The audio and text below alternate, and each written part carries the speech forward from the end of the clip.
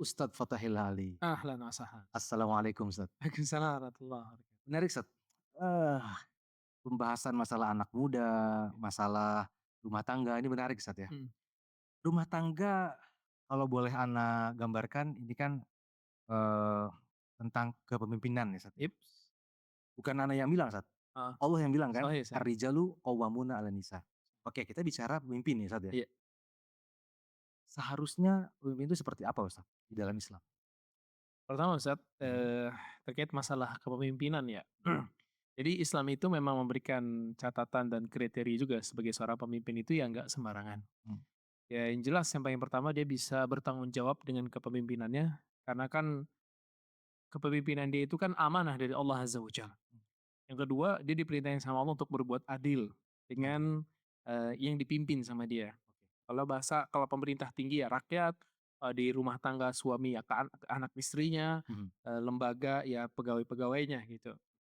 Jadi ini dia harus melakukan amanah. Masing-masing punya dalilnya semua, di antaranya kalau ini adalah amanah Nabi SAW mengatakan, "Kullukum ra'in wa kullukum mas'ulun an ra'iyati." mhm, Saya dari kalian kan pemimpin. Walaupun makna ra'in di sini bukan pemimpin ya, mhm, lebih tepatnya yang menjaga. mhm, Kan ra'a yir'a kan, mhm. dari ra'a yir'a, ri'ayatan artinya mengayomi, menjaga, kemudian juga ya kayak kalau dalam bahasa Arab itu, Merawat ya. mengawat, ra'il ghanam, Ah, pengembala domba gitu. Itu karena memang sifatnya dia mengelilingi, mengayomi semuanya. memperhatikan, Sahih, makanya disebutnya ra'in. Walaupun membantu. diterjemahkan bebasnya ya pemimpin, Oke. karena mungkin lebih relate ya, lebih relate. Dan Nabi SAW lanjut mengatakan warrajulu wal amiru ra'in bi ra'iyatihi wa huwa mas'ulun ra'iyatihi. Pemimpin itu adalah penanggung jawab ya Mhm. buat rakyatnya dan dia bakal dimintai pertanggungjawaban atas hal itu. Warrajulu ra'in li ahlihi wa huwa mas'ulun ra'iyatihi. Mmm, Seorang suami juga pemimpin buat keluarganya dan dia bakal dimintai pertanggungjawaban tentang hal itu. mhm, Dan itu juga berkesesuaian dengan firman Allah surat At-Tahrim, "Ya ayyuhalladzina amanu qu anfusakum wa ahlikum nah, nara." Itu bentuk tanggung jawab seorang suami ke anak istrinya adalah dia menjaga anak-anaknya dari anak istri dan anaknya dari api neraka. Bahkan Nabi SAW nambahin lagi di hadis ini, hadis kan sahih, "Wal mar'atu ra'iyatun fi baiti zawjiha wa hiya mas'ulatun an ra'iyatiha."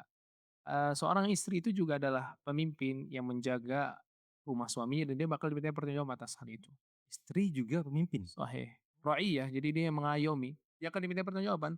Rumah suami itu kan amanah dari si suami buat si istri. Oke.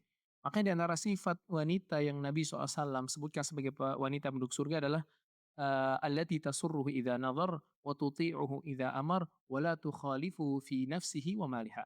Fi nafsiha wa malihi.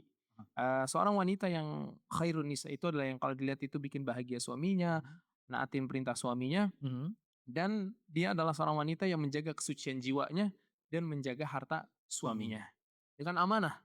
Ah, Berarti di situ Allah dan Rasulnya menjadikan harta suami yang ada di istri, rumah dan sebagainya itu adalah amanah. amanah. Maka wajib dijaga. Berarti penampilan itu juga termasuk amanah? Termasuk amanah, kita sempat bahas ini di beberapa kajian saat terkait Ah, seorang wanita itu punya kewajiban untuk menjaga penampilan di depan suaminya. Sebagian hadis tadi, allati tasurruhu idza nadhar. Kalau lihat dia itu bahagia.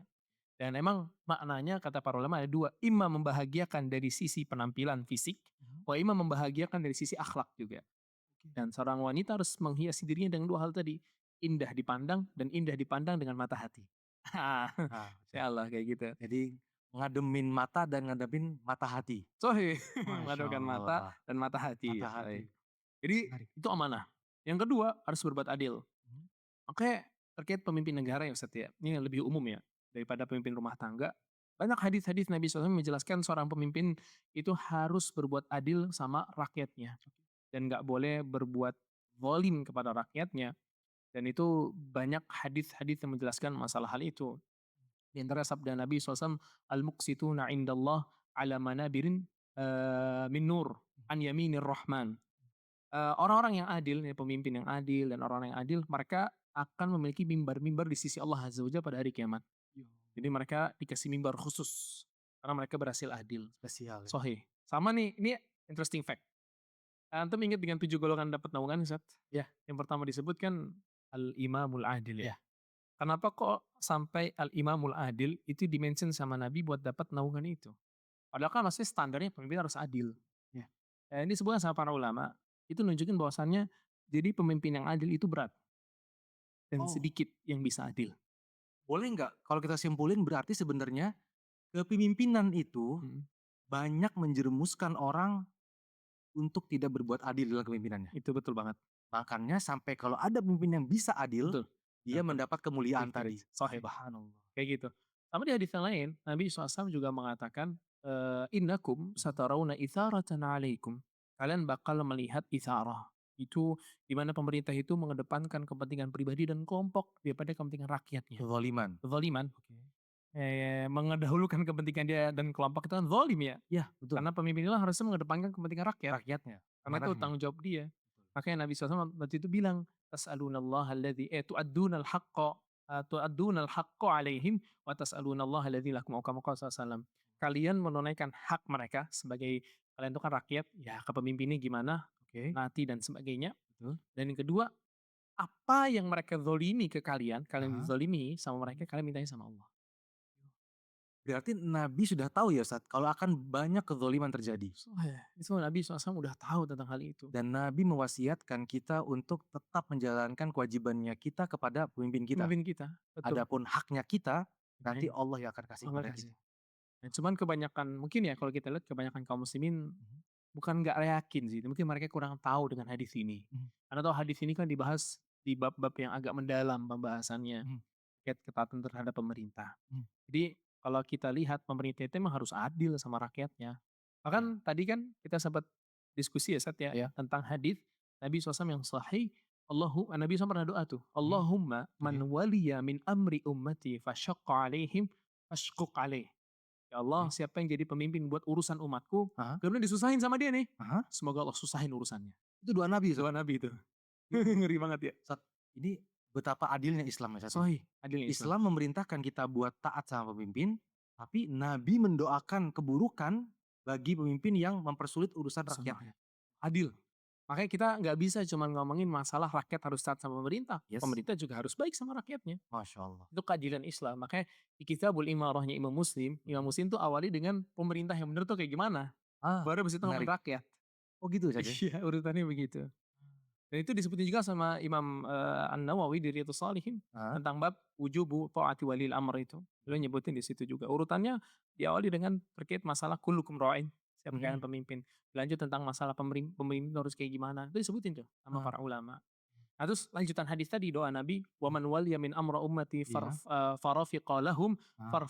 farfaq, bihim," atau kama qala SAW. Siapa yang lembut sama mereka, baik, menunaikan hak rakyatnya, moga-moga Allah baik semoga Allah Azza wa Jalla baik juga sama mereka. Ya Allah. Adil ya Islam ya.